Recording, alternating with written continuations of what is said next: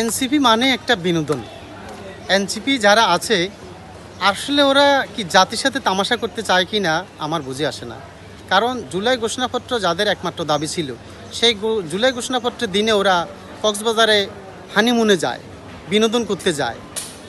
একটা লোক আছে নাসিরউদ্দিন বাটপাড়ে, সে বাটপাড়ি বলতেছে যে সেখানে ওরা সাগর পাড়ে ঠান্ডা মাথায় জুলাই ঘোষণাপত্র সেটা উপস্থাপন করতে গেছে।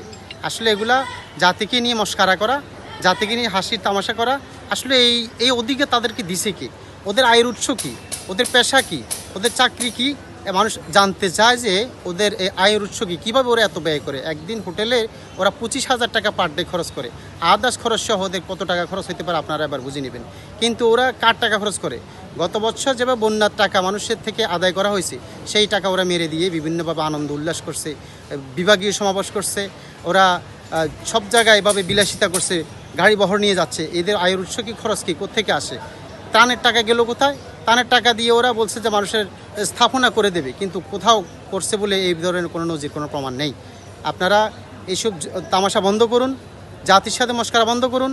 আপনারা আসুন, রাজনীতির কাতারে আসলে রাজনীতির লেভেলে আসতে হবে, রাজনীতিকভাবেই মোকাবেলা করতে হবে। এইসব তামাশা মানুষ মেনে নেবে না।